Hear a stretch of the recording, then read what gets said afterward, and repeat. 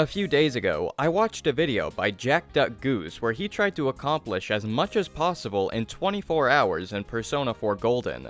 This idea really stuck with me since it's a really cool concept that I've never seen before. That's when I thought, why not try a similar challenge with a game I'm more familiar with?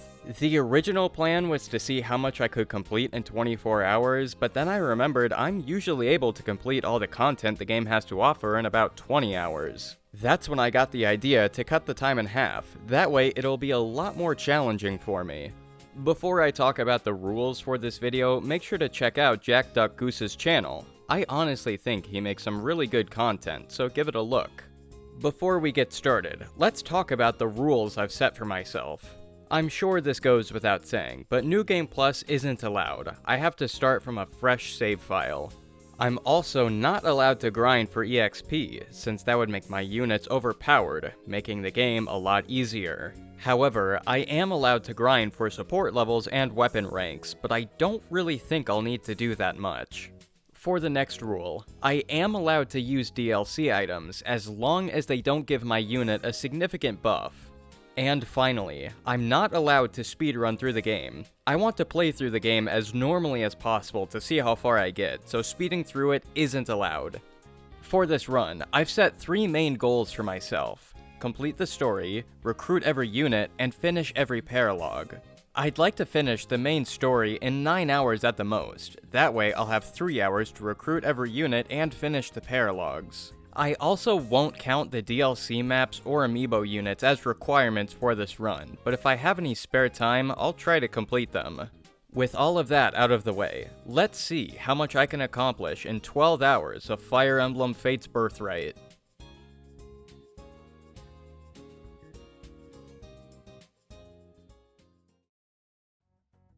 Before I start the game, I must pick a difficulty and create an avatar. For this run, I'll be playing on normal mode.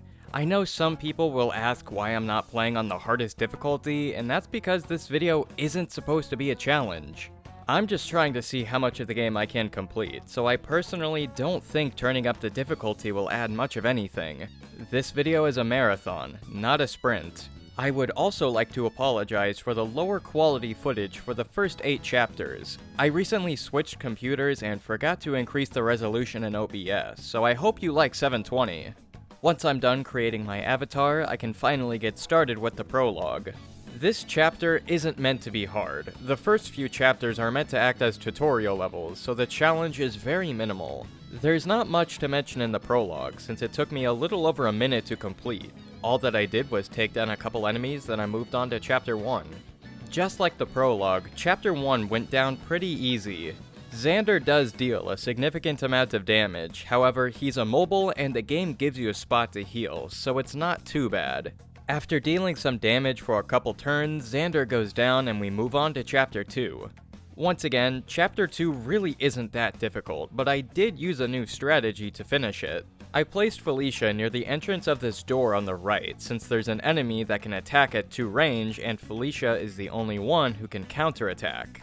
I then placed Cora near this left door so he can take care of the rest of the enemies. I then put Gunther in the middle of them so they can both take advantage of his dual strike. With this strategy, this chapter doesn't take too long. All the enemies are taken care of and we can move on to Chapter 3. This chapter was a little bit stressful since Felicia came pretty close to dying. A couple enemy units decided to gang up on her, which is something I wasn't expecting. After dealing with those 2 enemies, my plan was to let Gunther take care of the ninja protecting the fort that I needed to capture. As much as I'd like Felicia or Corrin to kill the ninja and gain some extra EXP, they aren't strong enough and would most likely get killed fairly quickly. Luckily for me, Gunther gets rid of the ninja pretty quickly, so I'm able to capture the fort and then move on. Chapter 4 is somewhat difficult, only because it's easy to get cornered by the enemies. Even with Ryoma as an ally, the enemies can still deal a lot of damage. You can sort of take them on one at a time since you can destroy these mountains to give them extra movement, but even then, it's still somewhat easy to get pressured by them.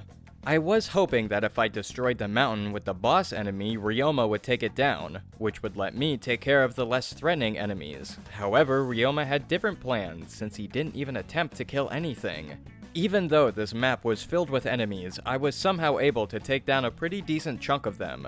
After Ryoma killed the last couple enemies, I was able to move on to Chapter 5. I'm gonna be honest, I'm not a huge fan of this chapter. The map layout is a little strange, and I can rarely keep Azora alive for the whole thing. On the bright side though, during this chapter, Corrin gets a pretty big buff in his stats, making him a very useful tank. There are 2 enemies that carry Wyvern Slayers, which could end up doing some serious damage to Corrin, but as long as you do your best to strategize around them, they really aren't that big of a threat. After a couple turns, I managed to kill all the enemies except for the boss. Ryoma and this boss unit are meant to attack only each other as long as both of them are still alive. I've only had a few lucky runs where Ryoma manages to kill the boss by himself, but most of the time, Ryoma ends up dying, meaning that your other units have to finish him off. Unsurprisingly, Ryoma dies like usual, but luckily, Corrin is fairly close to the boss, and he's able to take care of them without much trouble. Chapter 6 is finally when I can decide which path of fates I feel like experiencing. As the title of this video implies, I ended up choosing the Birthright path. Not only is Birthright easier, but I'm much more familiar with it than the other 2 routes. The main goal of this chapter is to defeat the boss, and fortunately, it's not super hard to do that. Just keep attacking Xander with Ryoma and he should go down with little effort. After completing Chapter 6, we are then introduced to the castle, which is where we can buy equipment and enhance our units. This is also how you access the DLC for this game. While I was here, I took immediate advantage of the Another Gift from Anna DLC. This DLC gives you 2 items, the Paragon skill and a pair of boots. Paragon doubles the unit's EXP, and boots give a unit 1 extra range of movement. I ended up giving both of these items to Azora, since she'll be needing them the most. Before I get any comments about my use of these items, this DLC was free, meaning anyone could download it, so I think this is completely fine and I'm allowed to move on. Chapter 7 is where the game starts to pick up a bit more, giving you 2 new units and even some loot to steal. From this point onwards, I will be keeping Corrin and Kaze paired up as much as possible. Not only does Corrin get some nice stat boosts, but I want to gain supports as fast as possible. In Birthright, if Corrin and Kaze don't reach A support by a certain point, Kaze will be removed from your army, meaning that you won't be able to recruit his 2nd gen unit. Since I'm trying to recruit every unit, I'll want to make sure I get their A support sooner rather than later. Moving on, my first strategy for this map was to cover up this choke point in this hallway. Rinka made a really good barricade since she was able to tank most of the damage that she was receiving. Once I was done clearing out this building, I randomly remembered that this map has some locked chests. Normally, I don't really go out of my way to get treasure, but I thought why not get at least 1 chest for this run. Kaze is the only unit in my army who can open locked chests, since he's the only unit who has the lockpick skill. As I got closer to the chest, I really wasn't expecting any good loot. Maybe some money or a bronze weapon, but nothing too crazy. Surprisingly enough though, I was able to get my hands on an armor slayer, so hey, that's pretty cool. Moving on, I was able to take down the rest of the enemies with very little trouble, and then continued on to Chapter 8. I was expecting this chapter to be a bit more difficult, specifically because of the boss in this map. Not only does he have Vantage, which will allow him to attack first if he has half HP, but he will also reduce my unit's strength after combat. My main focus for now was just making my way to the boss, since during this chapter, all the sand on the map reduces my unit's movement. There are some spots that allow you to create grass patches to increase your movement, but those are few and far between. The first goal for this chapter was to recruit Hinoka and her retainers, a task that seems easy but is made harder given the reduced movement. After pairing up with Tsubaki, I was able to make my way over to Hinoka and recruit her without any trouble. Unrelated, can we just spam Hinoka's name in the comments? There's no greater meaning to it, I just think Hinoka's cool. Now is when I had to focus on defeating the boss, which I, of course, wasn't looking forward to. After defeating some enemy units and slowly making my way to the boss, my first idea was to deal some chip damage with Kaze. Not only can the boss not counterattack this turn, but shurikens also reduce enemy stats. I then gambled on a 63% hit rate with Corrin, which sadly didn't end up working. Since I'm terrible at video games, my last strategy was to just have all of my units attack him to slowly chip away at his health bar. After doing this for 2 turns, no, I'm not joking, I was able to successfully take down the boss with the added bonus of not losing any units. The first half of Chapter 9 went down fairly well, surprisingly. I was able to make my way through the enemies and even recruited Oboro and Hinata without any troubles. All things considered, this chapter was going pretty good. That was until I got near the room the boss was in. This is where everything started to fall apart a little bit, since Rinka and Orochi died before they could even reach the boss.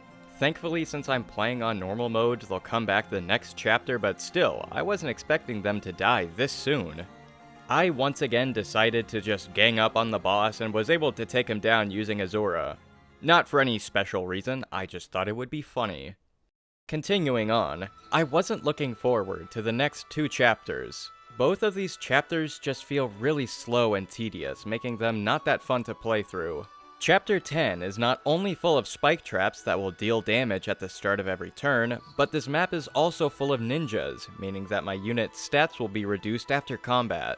Turn 1 wasn't too crazy, I just made sure to keep all my units close together. During the end of the enemy turn, Takumi will appear as an enemy. However, if I sing to him with Azura, I can recruit him to my army. With Takumi on my team, this chapter was honestly a lot easier, since he has no problem one-shotting the enemy units. The boss of this chapter wasn't that hard either. Takumi was able to deal a good amount of damage, and I was able to finish him off with Corrin. Before I got started with the next chapter, I took some time to organize my inventory and raise some support levels. As of now, Corrin and Kaze have successfully reached an A support with each other. So yeah, a round of applause for them. That means Kaze won't die in Chapter 15, I love that. I also went ahead and built the hot spring and this puppet box, since I'm gonna need both of them to recruit 2 units later on. Similarly to Chapter 10, Chapter 11 is just slow and boring. There are these flying enemies that are actually kind of threatening, but as long as you use your archers, it's not too bad. This chapter is also where we recruit Reina, who will be very useful for this map. Not only is she in a promoted class, but she also has a bow, meaning she can help kill other flyers. The first half of this chapter was fine, there's not really much to mention. But the later half is when things got crazy. Orochi and Rinka died once again, and a lot of my units had dangerously low health. I ended up having to take a step back from combat and let my units receive some healing. Afterwards, the map went back to being slow and tedious, but I was able to complete it after 13 turns. Chapter 12 was super easy, since all I had to do was pair up Corrin with Tsubaki so he could reach the escape point. Chapter 13, however, wasn't so easy. Most of the time, I never find this chapter to be too hard. As long as you stay away from Camilla and try to avoid the knights by the bridge, it's fairly manageable. However, I think I somehow glitched the game, because for whatever reason, these enemies were being way more aggressive than normal. This was genuinely really threatening, since most of my units weren't able to deal with all these enemies at once. What was even more irritating was the fact that I was getting the worst luck ever, since most enemies were hitting 50 and 40% hit rates. While most of my units were able to stay alive, Kaden and Felicia died fairly early in the chapter. In spite of that though, I was able to take care of Camilla before she even got the chance to attack anyone. After a few genuinely difficult turns, I was able to defeat most of the enemies and got a second to breathe. I think the intensity really got to me because I completely forgot to collect the treasure from the rest of these houses, which is something I usually do. Moving forwards to Chapter 14, this map was much easier compared to the last one. This map gives you a wide open field to work with, so it's a lot harder to get pressured by the enemies. Not only that, but this is the chapter where we can finally use Ryoma. For anyone who is unfamiliar, Ryoma is easily the best unit to use during the campaign. He has great stats, good skills, and even comes in a promoted class.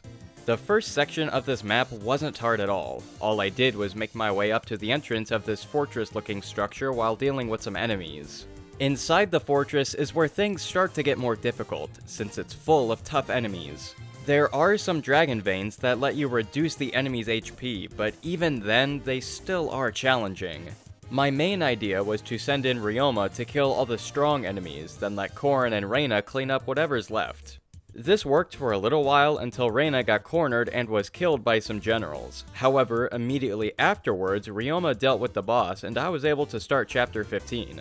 Before I started the chapter, however, I made sure to stock up on some key weapons and items. Weapons like an Armor Slayer and a Beast Killer are going to come in handy later on for armored and mounted units in further chapters. Chapter 15 would be difficult, however, there's some Dragon Veins that let you reduce the enemy's stats, making them much more manageable. After using the Dragon Vein and letting Ryoma do all the heavy lifting, this chapter went by fairly fast. A lot of the enemies were self-destructing themselves by fighting Ryoma, meaning that I didn't have to initiate combat that much. Near the end of the chapter, I did accidentally let Reina die since I wasn't paying attention to her, but other than that, this map was smooth sailing. Before I started the next chapter, I wanted to put a little bit of thought into who my units would marry. I didn't want to grind for supports at the end of the game, since that would eat up a lot of time. So it made the most sense to S-rank as many units as I could during the campaign. For right now, the pairs I'm trying to get married are Ryoma and Setsuna, Korrin and Rinka, Kaden and Sakura, and Tsubaki and Rinka. Even if these are some wacky pairs, I'm just trying to make unit recruitment easier in the long run. As for the chapter, I actually kinda like this one. The beginning can feel a little overwhelming due to the high amount of enemies, but once you get over that first hurdle, it's not too bad. The rest of the enemies are pretty spaced out, giving you lots of breathing room to take them out at your own pace. I ended up making Kagero stay behind at the bottom of the map to open up these chests. Not only is she the only unit that could open them, but honestly, I didn't really need her for this chapter. After reaching this third room near the top of the map, I was met with some pretty threatening mages. Mages can deal a lot of damage to most of my units, so I ended up letting Hinoka take over since she had the highest resistance stat. The end of the chapter is when the stress started to pick up again, since a lot of the enemies were bunched up together in this tiny space. After a couple awkward turns, I was able to kill the enemies, snag some extra loot, and make my way over to the boss. I originally was a little afraid of this boss, since he was able to deal a lot of magic damage to my units, and they could hardly do anything back. That's when Ryoma once again came in clutch and finished him off with no trouble at all. I meant it when I said Ryoma is one of the best units for the campaign. The next few chapters weren't that difficult, so I'm just gonna speed through them. Chapter 17 was easy to work with, since there's a lot of space, so you can take on most of the enemies one at a time. I did get a little sloppy at the end and accidentally let Rinka and Felicia die, but other than that, this chapter wasn't hard at all. Chapter 18 was also fairly easy. I set Hinoka up for an easy kill for the boss, but let some of my units gain some extra weapon EXP and support points.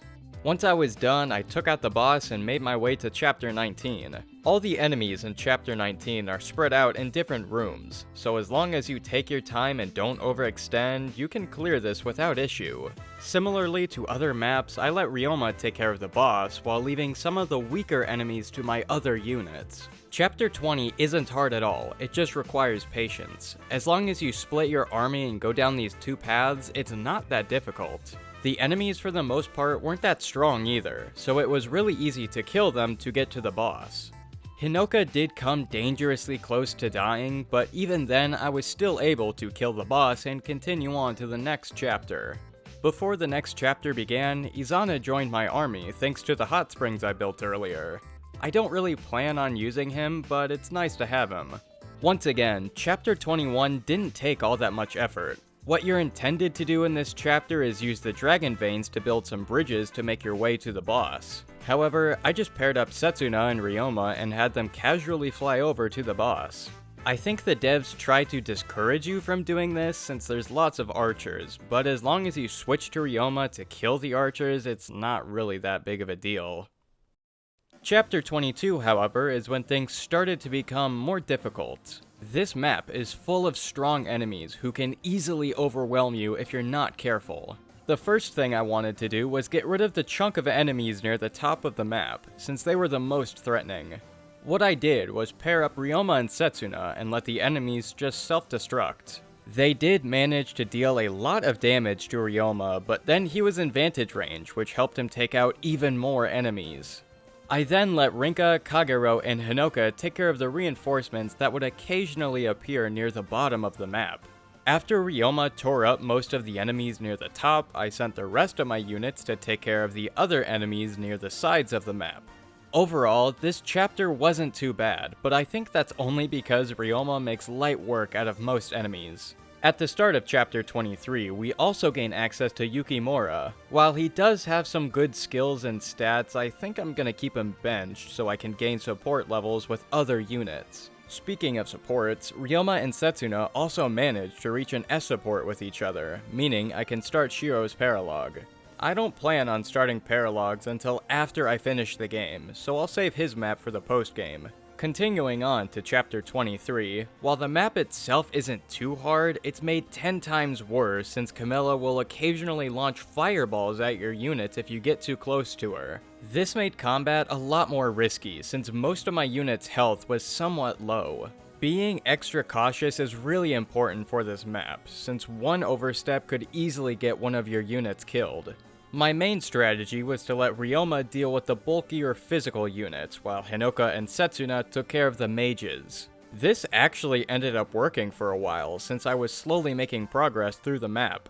Korin did kick the bucket fairly early in this chapter, but other than that, it was going pretty alright. Setsuna was able to kill Camilla without any issues, and all that was left was cleaning up some other enemies that were left. Just like other chapters, chapter 24 isn't difficult if you just let Ryoma do all the hard work. There's lots of strong enemies that Ryoma takes down super easily. After letting Ryoma do pretty much everything, I killed the boss and made my way to chapter 25. This next chapter is a little tricky since threatening enemies are everywhere in this map. The main goal is to kill the boss, so like usual, I let Setsuna and Ryoma deal with him while I let everyone else take care of the other enemies. This is the chapter where I started to notice that a lot of my units were hardly doing any damage, which would start to become an issue later on. As for chapter 26, however, for the 100th time, it was actually really easy. All I did was open this locked door, then let Hinoka take care of Xander. Normally, I let Korin and Xander have a one-on-one, but he wasn't able to do any damage at all, so I let Hinoka step in. I actually didn't even know you could open the door to the arena, so I mean, that's kinda cool. Moving on to the final chapter, I'm not gonna lie, I got a little sloppy at the end. I had been recording gameplay for almost 3 hours and I was getting tired, so I kinda just did whatever for the final chapter. Like usual, I let Ryoma deal with the boss and made my other units kill all the other enemies. However, this time around, all my units were doing next to nothing. I think I kinda took advantage of all those map skips, and now most of my units were under-leveled, so it ended up making life a lot harder in the long run. After letting a big majority of my army die, I was able to kill the first phase of Garon, then move on to phase 2. For phase 2, I made a lot of my units hang back, just so they wouldn't get killed. I know you guys are probably expecting a dramatic and emotional retelling of how I defeated the final boss, but in all honesty, it wasn't that hard. Heck, I'd say I struggled more with phase 1 than phase 2. I let Ryoma deal a lot of the damage, then let Korin get the last hit. After Korin dealt the killing blow, I saw the credits roll and I was able to complete one of my main goals for this video. I was even able to finish it under 9 hours as an added bonus, so yeah. We take those. Now is when I decided I was going to recruit all the units that I left for the post-game. The first unit I went ahead and recruited was Mozu. Her chapter isn't that hard and it took me less than 5 minutes to finish it. Now is when I had to turn my attention to the second gen units. I had attempted recruiting some second gen units like Kana and Shiro, but full transparency, those maps were just way too hard for me. That's when I started grinding for supports. I know I said I wouldn't do that much, but I honestly kinda had no choice. After grinding supports for over an hour, I had unlocked nearly every paralogue and tried to finish the ones that were easier to tackle. The first map I attempted was Rajat, since most of the enemies seemed to be somewhat manageable. Even though most of my units were hardly able to do anything, I let Ryoma and Kagero clear a path so Hayato could talk to Rajat. After a few turns, I was able to get Rajat to join my team, and she made light work of these enemies. Near the end is kinda where I let everything slip, because a good chunk of my units died since I was over-relying on Rajat and Ryoma. Either way though, I was able to take down the enemies and successfully recruit Rajat. The next second gen I recruited was Sophie, since her map is easier than the others. There's not too much to mention, since Sophie and Ryoma took care of most of the enemies. I tried to let some of my other lower leveled units catch up a bit, but that wasn't working as well as I would have liked.